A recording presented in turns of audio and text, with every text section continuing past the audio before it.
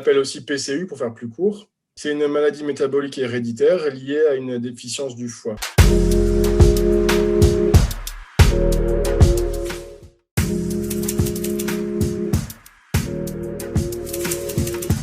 Pour résumer, on compte tout le temps. On compte, on pèse, on compte, on pèse, on compte, on pèse. Ouais, typiquement, le petit déjeuner, c'est avec des produits hypoprotidiques et des produits autorisés. Alors, je ne sais pas, par exemple, pour nous, ça peut être des céréales au chocolat. Donc, dans du lait hypoprotidique dans un biberon. Donc, on compte le nombre de cuillères de céréales au chocolat qu'on met dans le lait dans le biberon. Et voilà, et on commence à compter dès le matin.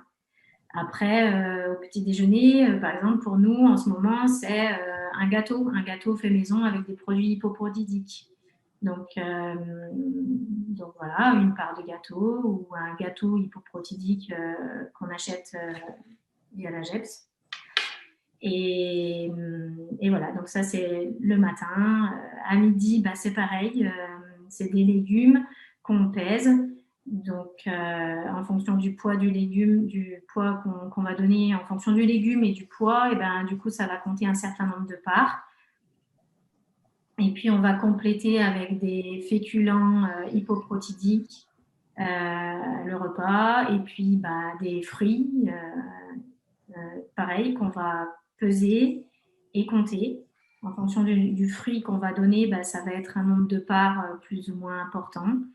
Et puis après, c'est un laitage hypoprotidique ou pas, si on décide de donner certaines choses un peu moins riches en protéines et qui sont autorisées pour certains PCU pour faire des parts. Voilà, on compte comme ça.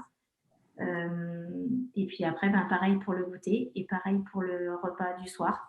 Et en fait, en fonction du nombre de parts qui est autorisé pour notre fils, on compte toute la journée pour qu'il ait le nombre de parts qui lui est autorisé.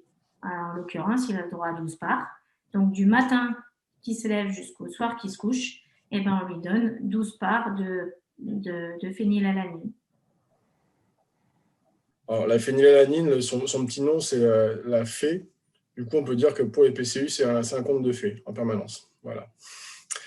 Et c'est ça. Alors, au début, c'est un peu difficile à la naissance. Bon, alors, faut peser les poudres qu'on met dans les biberons. Pour les mamans qui décident de continuer à allaiter, puisque c'est possible, alors je ne témoignerai pas personnellement là-dessus, mais j'imagine que ça va être très compliqué. Et puis après, on s'habitue, on s'y fait, on connaît aussi chaque aliment quelle est sa teneur en phénylalanine et donc quelle quantité on peut donner à nos enfants. C'est juste que ça demande une organisation sur tous les repas qu'on ne peut pas improviser, qu'il y a très peu de produits du commerce qui sont autorisés à nos enfants. Donc, c'est une organisation et une gymnastique de l'esprit permanente pour savoir qu'est-ce qu'on peut donner en quelle quantité.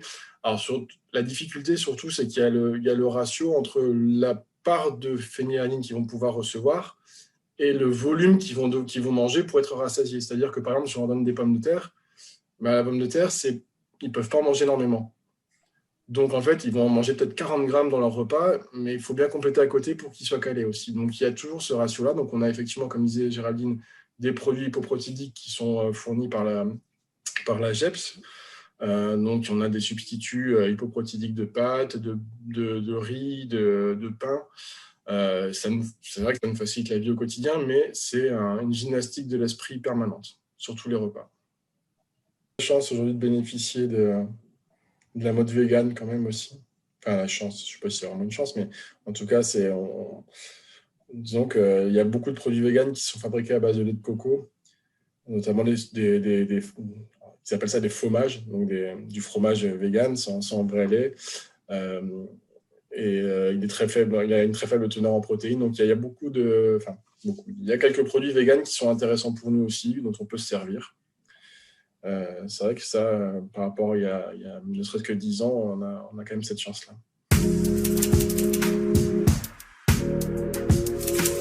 Alors en fait, dans le régime de la PCU, alors déjà la base, c'est qu'il n'y a pas de PCU qui ont la même tolérance.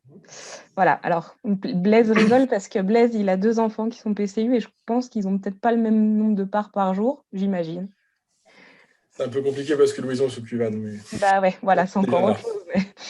Mais... du coup, il n'y a pas de PCU qui ont le même nombre de parts. Donc déjà, quand on échange avec les parents, eh ben, il y a les PCU qui ont le petit bonhomme dans le foie qui vraiment fait une grosse sieste, hein, il ne se réveillera pas. Donc eux, ils tournent autour de 10 parts par jour. C'est le cas de ma fille, c'est le cas du petit de Géraldine pour le moment. Et il y a des enfants qui vont avoir une tolérance beaucoup plus grande. Ça peut aller jusqu'à 16, 20, 25, 30. Donc déjà, quand on parle entre parents, bah, y a des parents qui vont galérer à atteindre le nombre de parts par jour, qui vont donner des produits qui sont des fruits et des légumes qui sont plus riches pour être sûr d'avoir ce nombre de parts par jour. C'est vrai qu'on a quand même cette pression de se dire ce qu'il y a dans l'assiette de nos enfants, c'est le minimum qu'ils doivent manger, mais c'est aussi le maximum. C'est ça qui est compliqué. Alors moi, je ne suis pas forcément un bon exemple parce que ma fille a 8 ans et du coup, plus ça va, moins on culpabilise et plus on se rend compte que les repas se passent bien. Donc c'est vrai qu'il faut, comme disait Blaise, en fait, il faut qu'ils soient rassasiés, mais il faut aussi qu'ils aient ce nombre de parts dans la journée, puis il ne faut pas qu'ils en aient trop non plus.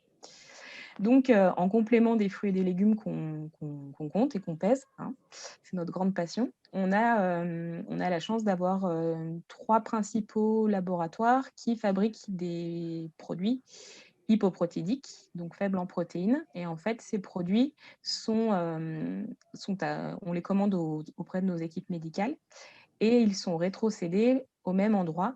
Ça s'appelle l'AGEPS, c'est une partie de l'assistance publique des hôpitaux de Paris. En fait, c'est eux qui centralisent toutes nos commandes et qui centralisent le stock de ces produits. Donc voilà le fameux AGEPS.